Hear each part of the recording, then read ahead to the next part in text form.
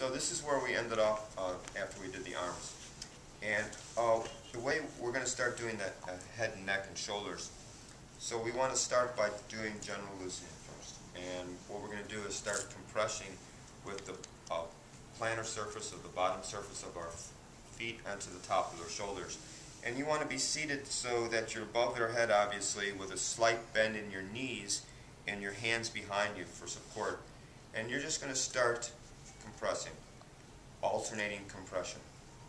And you want to start out on the most lateral side of their shoulders, out the widest, and then just gradually work your way in. And you want to try to keep your feet relaxed so that the contour or the arch of your foot naturally finds its form on the top of the shoulder.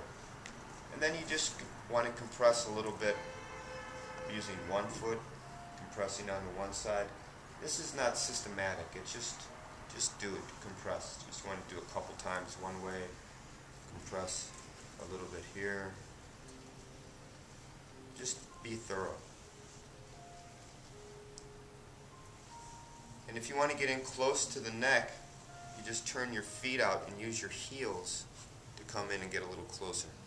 This will go a little bit right directly over the superior angle of the scapula, where the levator scapula attaches. So the pressure's okay? It really helps loosen the neck. And then just press down on one and just hold it.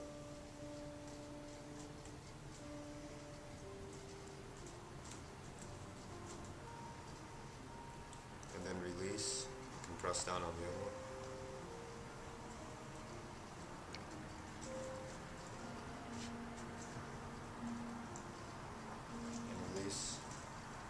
Now you're going to keep your feet in position and just move a little closer. And we're going to take our hands palm up and we're going to cup the back of their head. And our feet are still resting on the shoulders, keeping the shoulders pinned to the mat. And we're just going to lift their head up, bringing their chin as close. I'm just going to sit this just a minute in case you don't jam your chin into it. As close to the sternum as possible. This really stretches out the back of the neck really nice.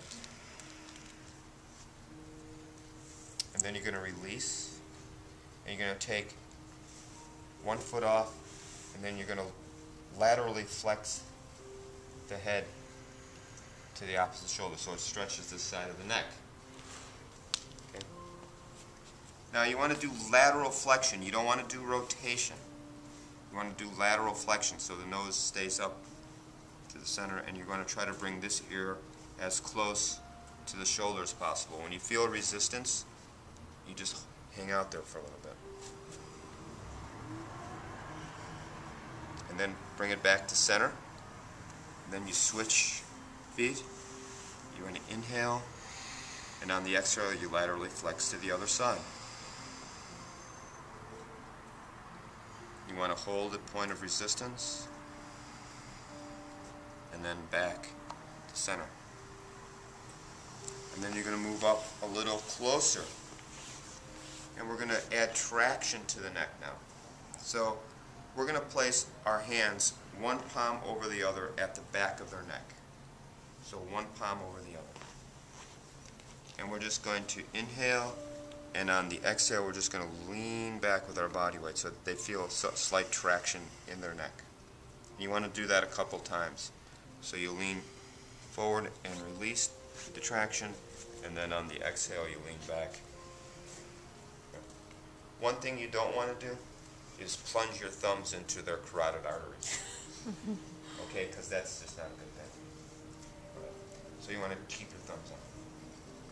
So this is traction. Now we're going to come back and do a little bit more traction, but we're going to add digital fingertip compression up underneath your occipital ridge.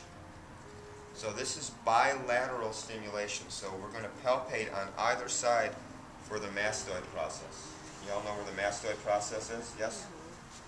Okay, so you're going to palpate for that, and then you're just going to come on either side just a little bit medial of that and hook up underneath your occipital ridge. And you're going to inhale, and on the exhale you're going to lean back so that they not only get a traction, but they feel digital compression up underneath their occipital ridge. Then as you release the pressure, you're going to move your fingers a little bit more medially and hook up underneath the occipital ridge and lean back, adding traction and digital compression. And you're going to repeat that process until your fingers work to the midline on either side of the spinous process of the cervical vertebra. So you're working towards the midline. Okay? Everybody understand? Yes? Okay. And then what we're going to do just to finish this is we're going to cup the back of their head, and we're going to curl our fingertips up underneath the occipital ridge, and we're going to dress one subo up underneath here, which is on the gallbladder gradient. So I want you to palpate first. Take your thumbs and palpate, feel up underneath your occipital ridge, and work towards the midline. You'll feel a little hollow. Bring your head back, and your thumb should go in this hollow, and you should feel a dull ache.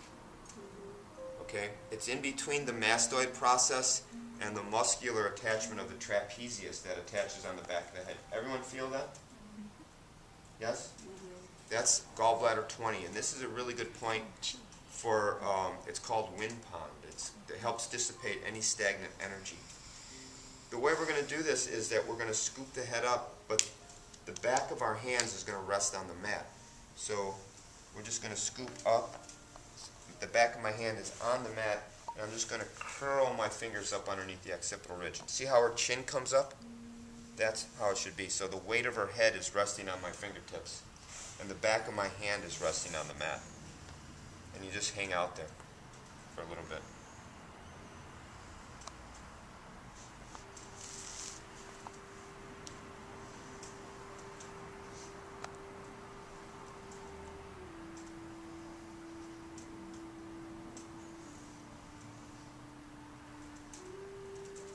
And then just slowly release.